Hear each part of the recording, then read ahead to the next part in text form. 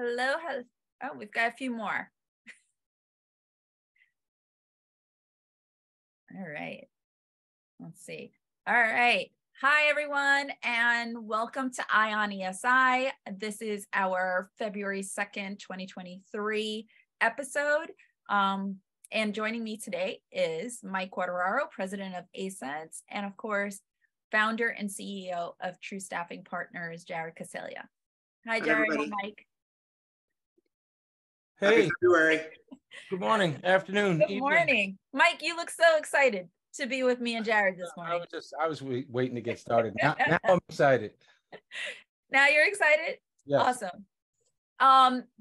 As always, we've started to implement a little bit of, let's go over the numbers. Jared, I don't think there's a major change. So do you want to just drive us through very quickly? Yeah, absolutely. Let's just crank. So for those of you that are recurring subscribers to this webinar, which we deeply appreciate, some of this will sound familiar, but it's a good refresher. And for those of you who are new, we've been tracking these core metrics for quite some time now. The first of which is speed of hire.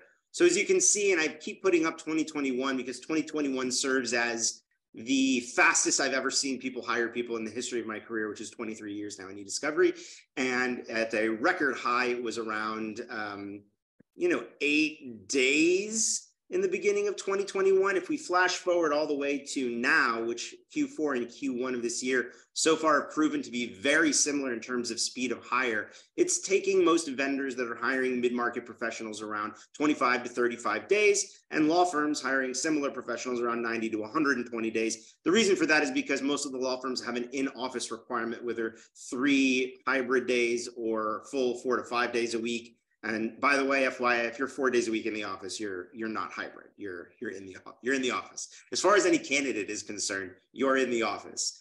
And it's taking longer to get candidates to come in, despite whatever recessionary fears or backdrifts that we're experiencing from some of the layoffs we've seen in mainly the vendor community. And I know Mike will want to talk about the law firm layoff side of things, and I have opinions about that. I think it's been far less dynamic in ediscovery than the vendor side of things that we've seen. And contract staffing is actually sped up because most of the jobs out there have shifted modalities into contract or contract to hire versus FTE in a period of uncertainty. And it's like a mini reminder of what happened in 2020 and what we've been going through for the past 4 months, really starting with October of 2022, which is right about when Facebook, Meta laid off 11,000 people. It spooked the country, maybe the world, and everybody started taking calibrations to prepare for an inevitable recession. I'm of the mind, that's me knocking on wood, we're not going to hit that. We're going to have a soft landing. Let's all hope. But that may mean some of the job market has to get a little worse and I'll explain what I think worse means before it gets a little bit better. But I think by the time we get to Q2, people won't be able to wait anymore. The levee will break. You're going to see a lot more jobs flood onto the market. A lot will still be contract and contract to hire, but there will be more full-time jobs coming up then. Most of these jobs will be mid-market positions.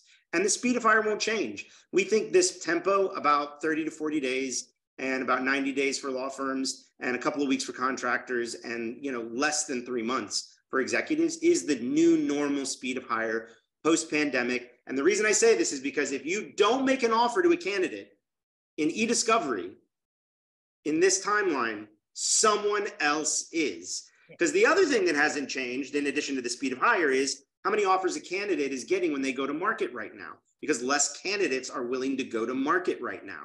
And as a result, it's just as competitive as it was. Yeah, there are a few less jobs, but also a lot less candidates that are willing to make moves. And so as a result, what you're seeing here is a little bit of a stalemate in the marketplace. And that's why things have extended, but they haven't extended so far that someone else isn't going to make an offer if there's an active job seeker out there. Yes, Mike.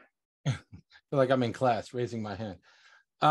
Listen, that executive 6 to 10 weeks, Q4, Q1, 2023, that feels very pre-pandemic-ish. Am I right about that? No, think of it this way, like pre-pandemic was 3 to 6 months. Was it really? Okay. 3 to 6 months, man. I mean, it would sometimes take 2 to 3 months just to get through what we'll call first point of contact interviews at an executive level, where they got 4 or 5 stakeholders where they want them to meet, and they're meeting them in person. And sometimes people are flying and they're not available. And before they're really even saying, okay, of the 4 or 5 candidates that we saw for this executive retained search, we want to call back these 2, and maybe we want to see more resumes. That process would take 3 months and then another 2 to 3 months to actually close in on a candidate. Now it's 3 to 6 weeks. It's a little bit longer right now, quite frankly, just because the candidates don't want to make moves. They're a lot less willing to throw their hat in the ring and much more picky about what they're looking at than they were 6 months ago. We've got a great question in the chat, and I think this is a terrific question, given that everyone's talking about work-life balance and wellness. Which, with all the people left at companies after layoffs, do you anticipate some will jump because of increased workloads? Are you seeing that right now? So yeah, people are definitely reaching out, but it's not just increased workloads. I think when job seekers who are content or uncontent see the world around them going through change, they start to, and the new year is always the best time to really catch people emotionally for this, they start to reflect upon their own happiness. And what we're experiencing from job seekers, and we've had a flood of job seekers in January, whereas in December and even November, it was a little more difficult to get people to consider opportunities. Now we're seeing a lot more people willing to consider opportunities. They're still being very picky, but what's motivating them is a real reflection on things like, I'm not behind the mission of my company. I don't believe in the mission, or I don't know what the mission is, or I don't feel like I fit in culturally, and I need to find a place where I do, where I feel good about the people I'm working with every day. I hate my boss. We hear it like 1 of every 3 people says they hate their boss that come to us, right? So it's not just, wellness and mental wellness means a lot of different things to a lot of different people. And for some, it's like, I just need 3 days a week to work from home. Like, that's it. If you give me that, my mental wellness is good because I can take care of my kids the way I need to. Other people need different kinds of flexibility. They need to feel like, hey, I'll come into an office 5 days a week, but why? There needs to be purpose. Yes. Don't waste my time. Oh. Right. Which tells me, I read so there's a great book called Lead with Purpose. And it's all about, I don't know if you've read it, but it's an absolutely terrific book. And it's all about companies and companies understanding what their purpose is. And you finding the company that meets the purpose that you have as well. And you know me very well, Jared. I'm extremely purpose driven. We don't even have, you don't even have to find a company that has the same purpose as yours. Yeah. But I do think you have to find a company whose purpose you can get behind. Yes. Right.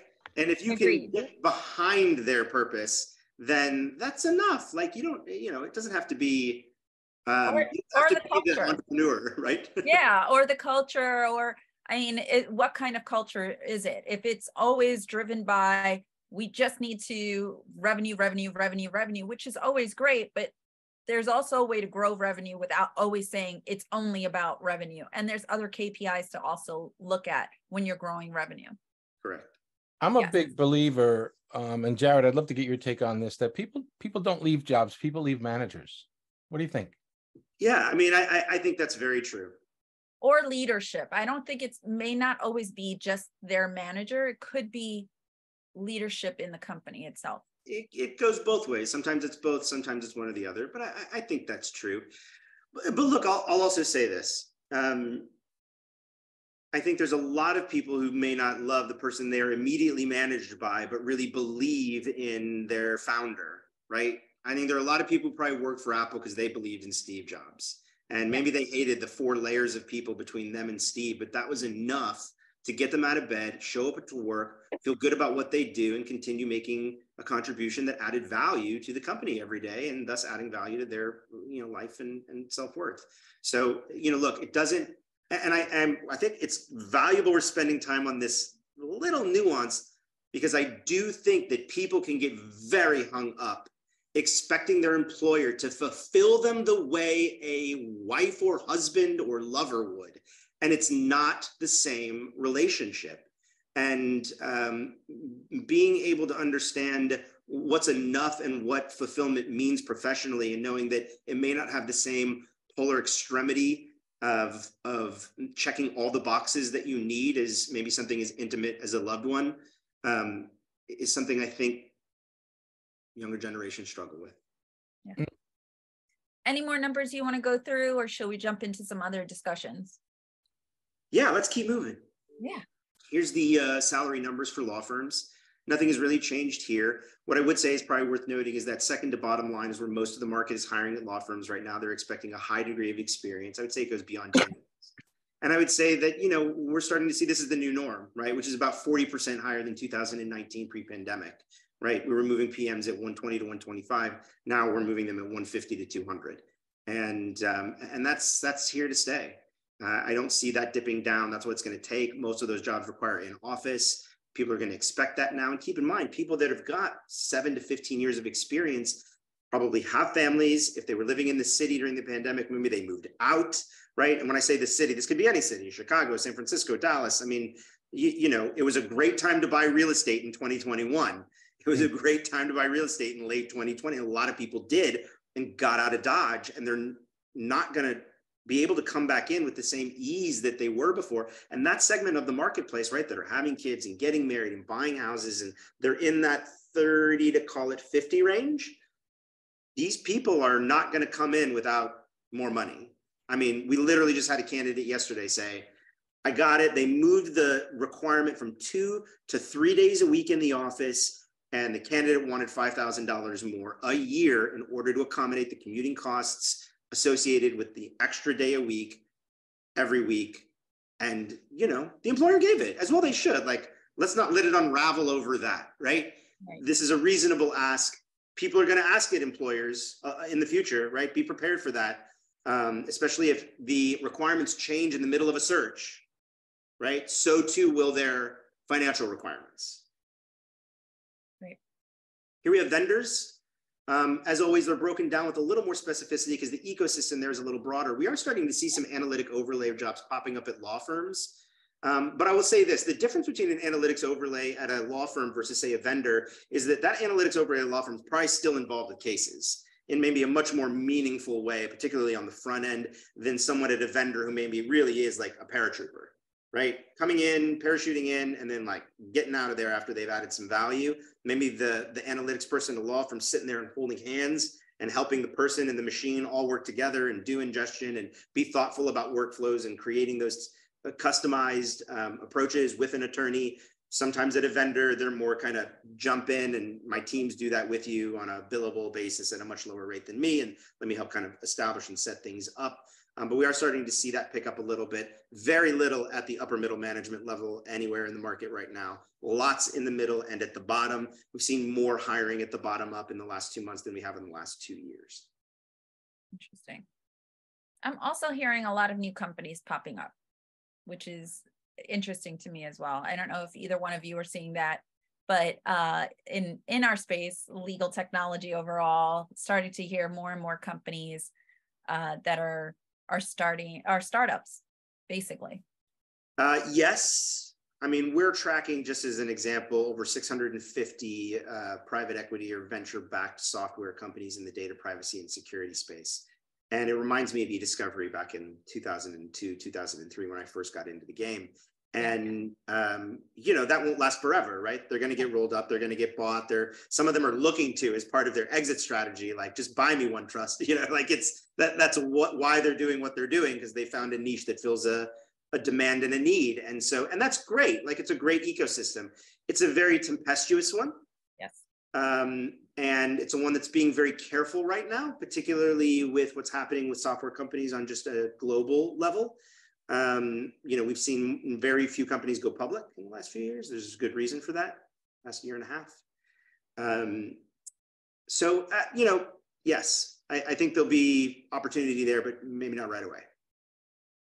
Another question in the chat for us, and I love this question because I'm all about, you know, my DEI hat goes on.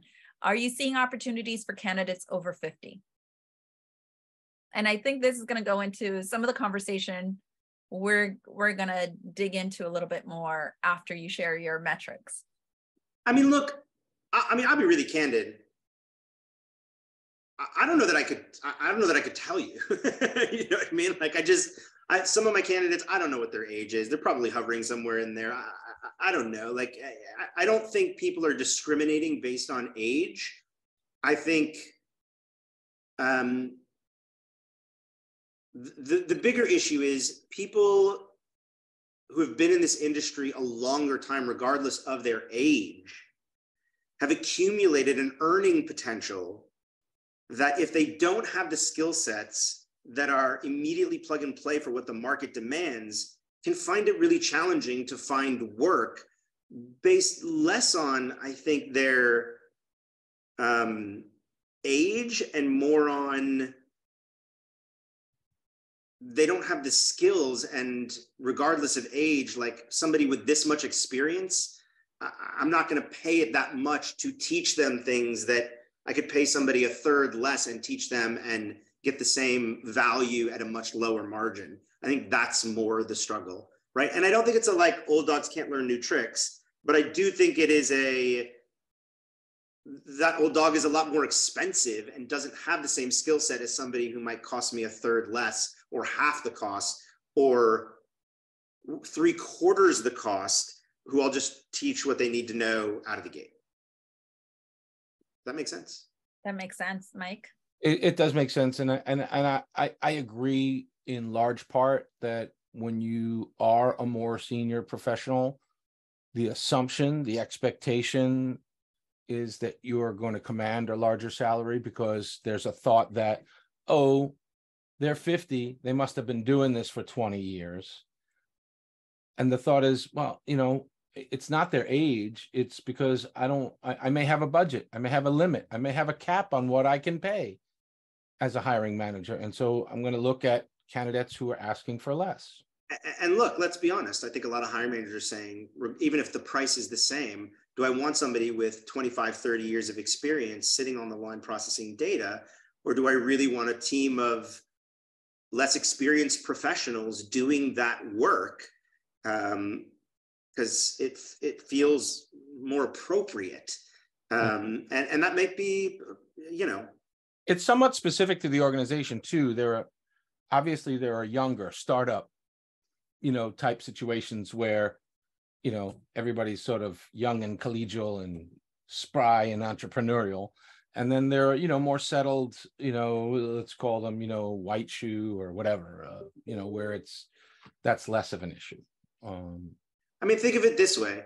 If somebody came to me and said, hey, we're going to put a 22-year-old on your board as someone on your board of directors, because we just think that, you know, their unique perspective on the millennial marketplace is going to advance the business more than somebody who's been running businesses and in the C-suite of Fortune 100 companies for the last 15, 20 years. Like, I'd be looking at them going, well, duh, I want the person that's been running businesses and successful for 25 years, not somebody who's right out of college sitting on the board making decisions about my business. And in the same token, you have to look at it the other way. Do I want somebody who's got 25, 30 years of experience sitting in a room full of people who are right out of college processing data when they're not the manager, when they're not the person that's supposed to be transferring knowledge and giving direction? And are they going to fit in? Are they going to be happy? Are the other people going to be happy? Like, you got to think of it both ways, right? If you've got 30 years of experience, you got to be looking for jobs that leverage that experience. And you should be asking for the money that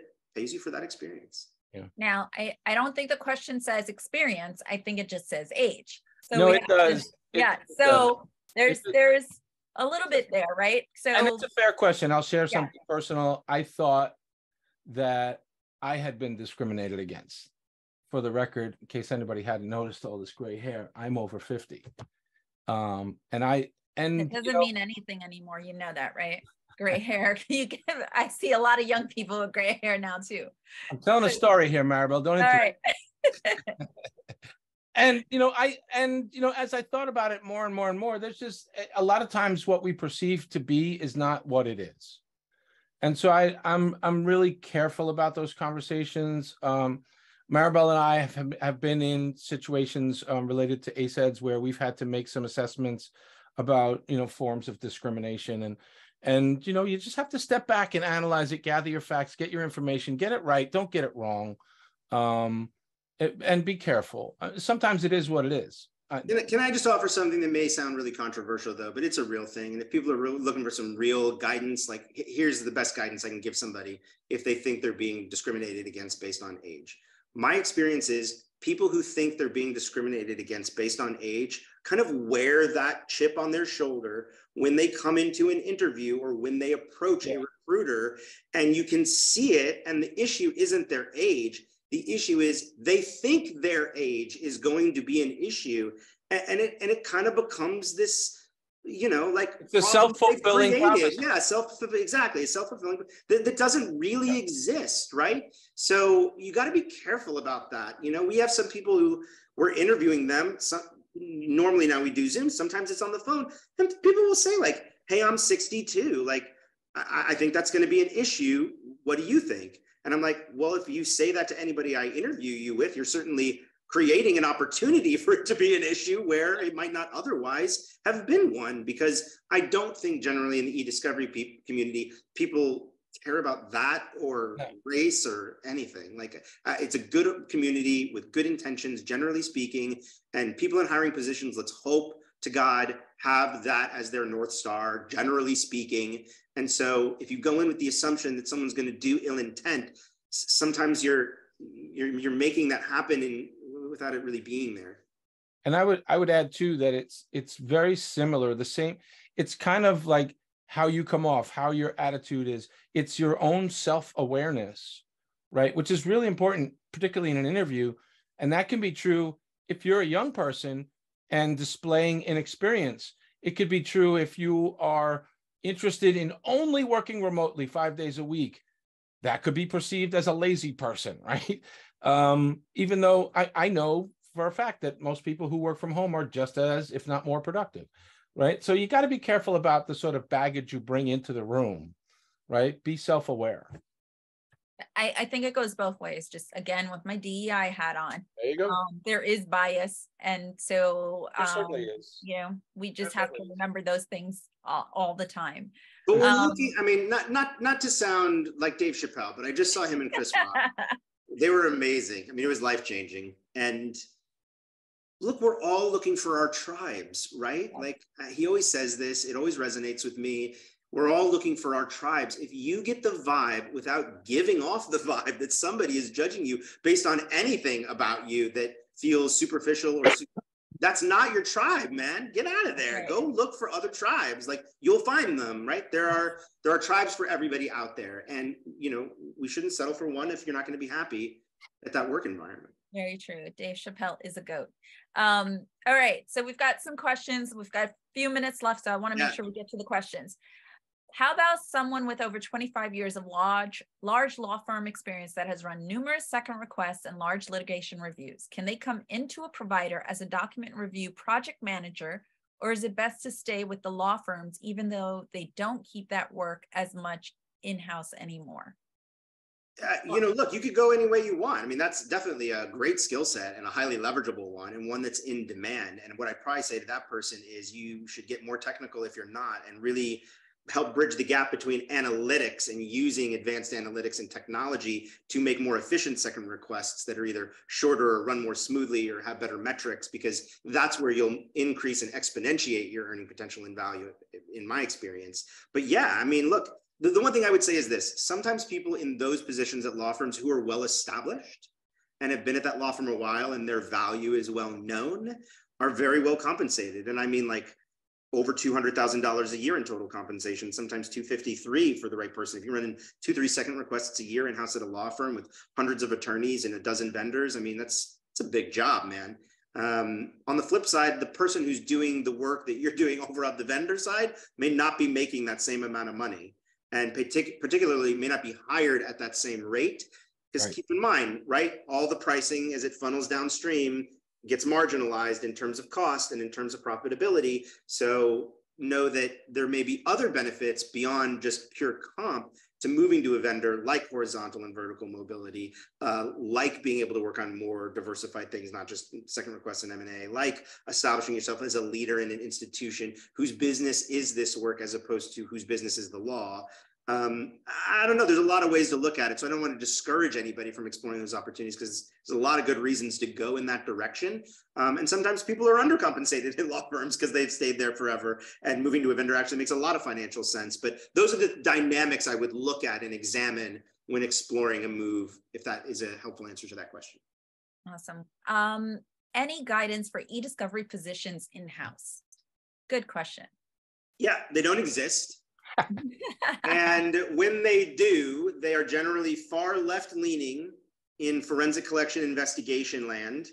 They are generally low level. They are always paying less than what a law firm and generally now a vendor will pay. Corporate America is not in the business of running expensive e-discovery departments, despite how much cost savings they might provide the organization. They're going to push it out, right? Our industry has evolved. They don't do it that way anymore. 80% of the jobs in this industry are at vendors and consulting firms and software companies. And the other 20% are at law firms with sprinklings, of 2 to 5% at corporations, depending on the year. And so you might see some leadership jobs there. Generally, there's going to go like, a bank has a job for a head of e-discovery. Guess what? They're going to go cherry pick one of the people at one of the other banks that does that exact job and pay them more money or give them more excitement to come and do it at their bank. Same thing for retail, same thing for big tech. Big tech cares more about lawyers doing e-discovery than they do ops. They're going to push everything else out. So, look, my advice is this: if you want to go work at a big corporation, you need to be figuring out how to reinvent yourself into a cybersecurity, data privacy, or governance professional, because that's where the jobs are in big corporate. That's where programs are being built to internalize this work. And that's where you'll make money at a big corporation, probably not in e-discovery, not anymore. There are exceptions to that rule, but I'm talking about the point of hire and jobs that are out there today, not people that are in the jobs and have been there a while.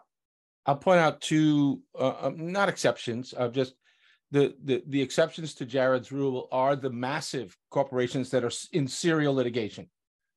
You know the companies, the banks, the big ones will tend to have some e-discovery people. Expect to be paid a lot less, though, just to be fair. The other way into that market, what I was thinking about, and this is something that's unique to law firm, is I don't know if everybody's familiar with the term secondment, but it's a way into a corporate organization that is a client of a law firm. The corporation needs someone. They do this a lot with lawyers. The only way, Mike. Yeah. The only way in, man. It is the only way in if you make more than $125,000 a year. Let's be polarizing about it so that people really get the message. It's the only way in. And guess what? There's a lot more of that out there, right? It's not just the big four anymore doing secondments. It's not just, Robert Half doing secondments because they got their hands in everything. It's lots and lots of different companies. I mean, even some of my like $10 to $20 million e-discovery companies have secondments at some of their core customers where they've embedded talent. And we do that as the sub for, dozens and dozens and dozens of people, whether it's directly at the corporation or through some of these consultancies we're talking about. So there are lots of ways in that way. But remember, you don't work for the corporation. You don't get the corporate benefits, you don't get the equity, you don't get the corporate bonus. And if that is what you're looking for, because you want to be, as an employee, culturally identified as that, I'd expand your knowledge base and look for other ways to join corporations using the skills you have in a slightly different manner. Jared, 30 seconds. What are we looking at? I think it's going to be a great year ahead. It's going to be a little quiet for the next couple of weeks, but I can tell you right now, I think it will be an explosive year. The NASDAQ is up 12% in 4 weeks. Tech companies are coming back with a vengeance. I think lots of CEOs made lots of hard decisions, and all those people are going to land on their feet. Most of them have the time to be patient and land on their feet at the right place, have the patience, but people are looking right now. They may not be hiring as quickly as they were in the past, but everybody's still shopping right now. So if you're thinking about making a move, don't miss an opportunity for somebody to see you in the window and go, wow, this person could really change my company. So I had one message that we missed. I'm going to keep it for next time because it is a topic you and I and Mike discussed talking about. So it touched on it perfectly. It's about retaining talent. We're going to dig into that next month. We'll take a little bit more time and talk about how you retain talent, either vertically or horizontally, as Jared likes to say. So that's for next month. Jared, you and I, and well, Mike won't be joining us in person, but you and I are headed to Gainesville, Florida next week for the UF Law eDiscovery Conference. What should people expect from you? You're going to get a power 10 minutes of why interviewing and hiring in the job market will never be the same again, regardless of industry, forevermore as a result of post-pandemic new normals. And I'm going to tell you what all those new normals are, from AI integration into the hiring process, to the speed of hire, to the way people approach talking about cultural conversations on interviews. Awesome. I will be doing day 2 introductions for our keynote on DEI, inclusion and technology. So, and I have the honor of introducing Justice Kennedy. So I truly think Mike and I have been involved in the planning committee. We truly think it's an amazing event. You'll really enjoy it. This year there is a event platform. People are already engaging. They've been engaged for the last few weeks in there. So if you've registered, go look for your access email. It may have gone to spam. If you're not registered, we don't know what you're waiting for, but you should go register today. And we'll see you there, and we'll see you next month. Bye, everyone.